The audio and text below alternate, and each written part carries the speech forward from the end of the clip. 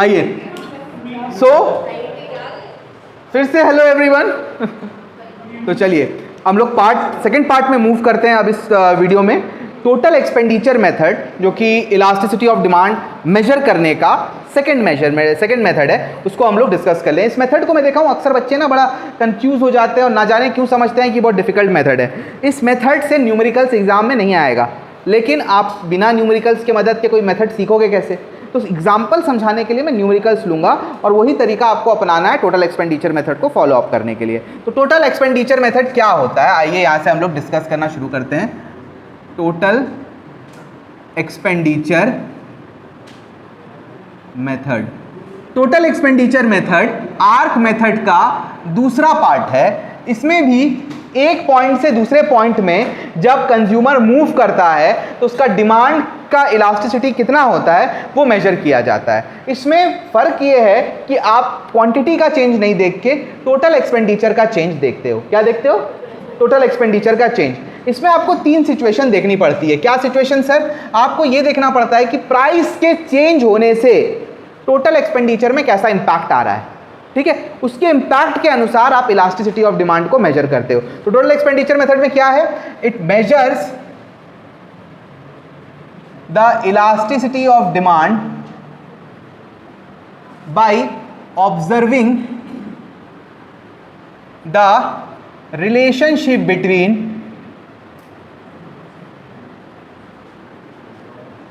Price of a commodity and total expenditure spent on it। एक commodity का price और उसमें कितना खर्च हो रहा है, इसको देख के हम जज करते हैं कि उसका जो इलास्टिसिटी कितना होगा।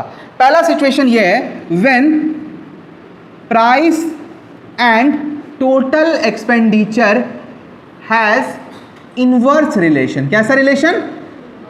Inverse relation. बच्चा इनवर्स रिलेशन क्या होता है?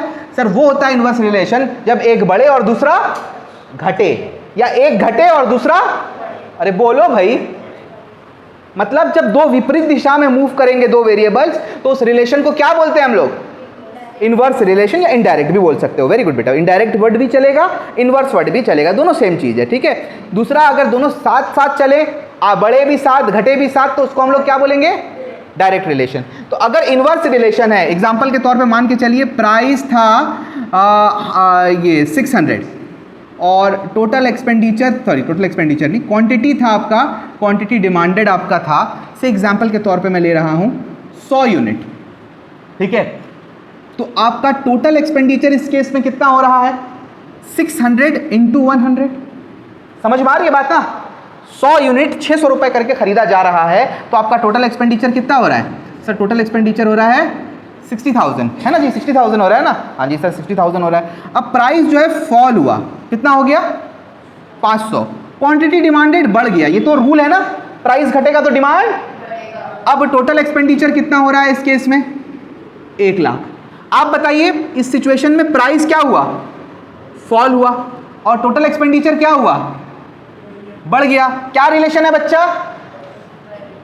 इनवर्स या इनडायरेक्ट रिलेशन। वेरी गुड अमन। इस सिचुएशन में जो आपका इलास्टिसिटी होगा उसको हम लोग बोलेंगे इलास्टिक डिमांड। क्या बोलेंगे बच्चा? सिर्फ आपको लिख देना है ईपी मोर देन 1। कितना बोलने का जरूरत नहीं है, ये सिर्फ ऑब्जर्वेशन है, ये मेजरमेंट नहीं है। तो पहला सिचुएशन क्लियर है। दूसरा सिचुएशन में हम लोग आते हैं, वो क्या है sir? Total expenditure, sorry, when price and total expenditure, when price and total expenditure has direct relation। कैसा रिलेशन है बच्चा?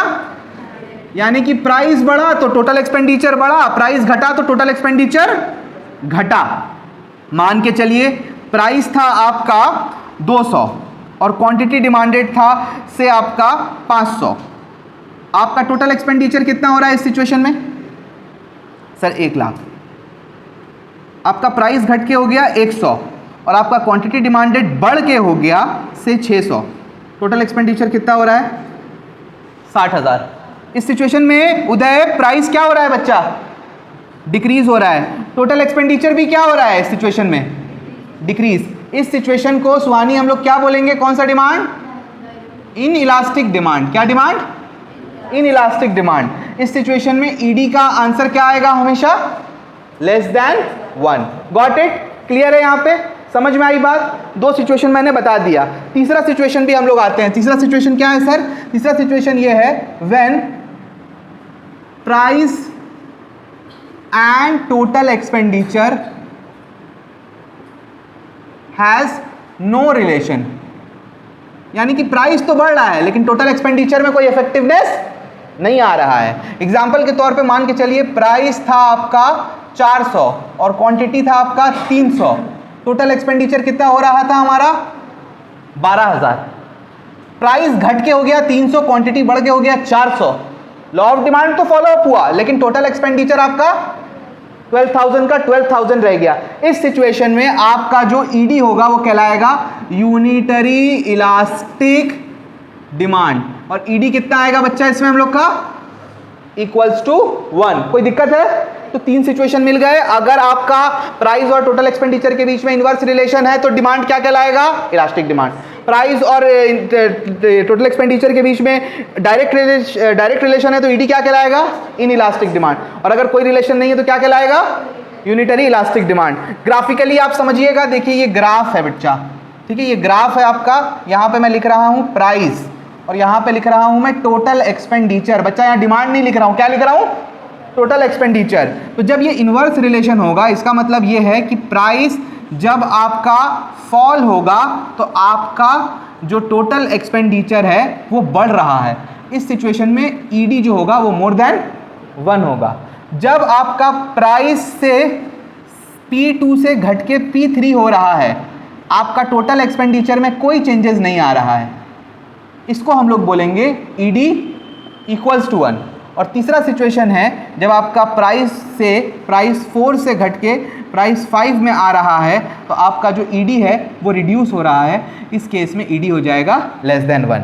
तो जब टोटल एक्सपेंडिचर और प्राइस का ग्राफ डाउनवर्ड स्लोपिंग होगा, ईडी यहाँ मोर देन 1 होगा, मेरे से मिस्टेक हुआ है लिखने में, मोर देन 1 होगा।